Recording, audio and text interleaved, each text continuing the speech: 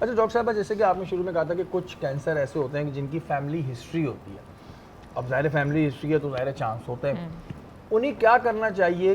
कोई ऐसे टेस्ट हैं जो करवाते रहने चाहिए? क्योंकि अब ज़ाहिर फैमिली हिस्ट्री में एक चीज़ है, जैसे हमारी फैमिली हिस्ट्री में ब्लड प्रेशर है, तो मुझे ब्लड प्रेशर था बचपन से, तो उसके लिहाज से हम क्योर करते हैं। तो जिनकी फैमिली हिस्ट्री में कैंसर है, क्योंकि ये एक बड़ी बड़ी बीमारी है, तो उन्हें करना क्या चाहिए?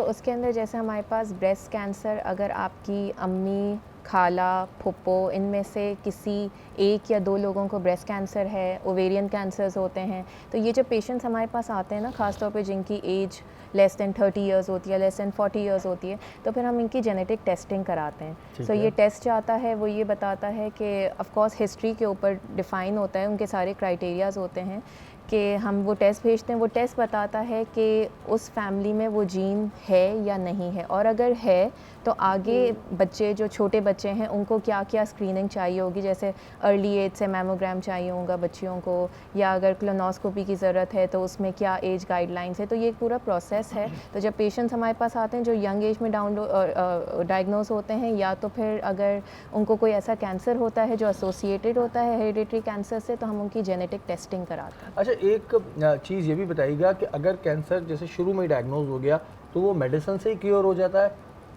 मोस्टली जो है वो उसमें सर्जरी पहला स्टेप होता है, ताकि आप उसको ज़रूरी निकाल है? के।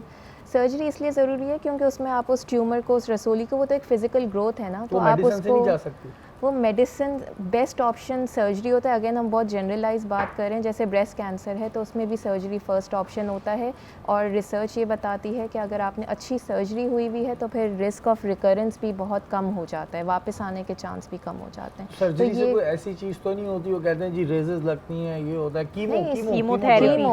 कीमोथेरेपी तो दवाइयों को कहते हैं, ये बहुत बड़ी मिसकंसेप्शन है वो कि कह रहे हैं कि वो तो उस पे लेजर से कुछ करते हैं, वो रेडिएशन होती रेडिएशंस है। देते हैं। रेडिएशन भी जो है वो जैसे आप एक्सरेज कराते हैं या सीटी स्कैन कराते हैं, शक्ल ही आप बदल मशीन में जाती है जाते बंदे की कीमोथेरेपी के बाद। तो मैंने बताया ना कि मैंने ये सारी चीज़ें देखी हैं, अभी मैं शेयर कर रही थी तो आपसे। कीमोथेरेपी तो हम सिर्फ मेडिसिन को कहते हैं जो कैंसर का इलाज करती है, अच्छा। चाहे वो मुंह के ज़रिए हो या नस के ज़रिए हो। ऑफ कोर्स हर दवाई के साइड इफ़ेक्ट होते हैं, और उस तरह कीमोथेरेपी के भी साइड इफ़ेक्ट होते हैं, मगर जब भी हम प्रिस्क्राइब करते हैं तो हम उन साइड इफ़ेक्ट्स को किस तरह केटर करना है वो सब एक्सप्लेन करते हैं।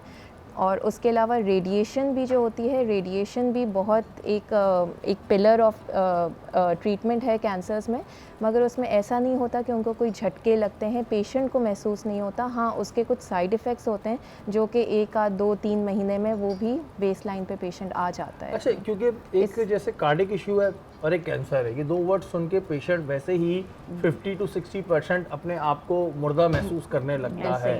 ये एक जहन में हमारे बना हुआ है कि अब शायद हम आज तक उसी एरा में जी रहे हैं जब फिल्मों में दिखाया जाता था कि आपको कैंसर है तो उसका मतलब मौत है। तो ये बहुत बड़ी जो है वो गलतफहमी है। हमारे पास क्लिनिक ऐसे पेशेंट्स आते हैं जो इलाज भी करवा रहे होते हैं, अपनी जॉब भी कर रहे होते हैं, सारे काम कर रहे होते हैं, तो ये तो हमने एसोसिएट किया हुआ है कि कैंसर होगा तो इसका मतलब है कि इट्स अ डेथ सेंटेंस, या बस ट्रीटमेंट नहीं है, या पाकिस्तान में ट्रीटमेंट नहीं है। तो ऐसा बिल्कुल भी नहीं। तो पाकिस्तान में अब सारे ट्रीटमेंट मौजूद हैं। हाँ, हम हमारे पास रहें। बिल्कुल। अल्लाह ताला वैसे सबको महफूज रखे, लेकिन ये सवाल आमीन। पूछने का मकसद ये है कि खुदा ना खास्ता अगर किसी को कैंसर निकल आए या हार्ट का कुछ निकल आए, तो पाकिस्तान में भी बहुत एडवांस हमारे माशाल्लाह डॉक्टर्स हैं जो ट्रीटमेंट के ज़रिए आपको सही कर सकते हैं। जहन में फ़ौरी तौर पर ये मत बन जाया करें कि जी बस अब तो एंड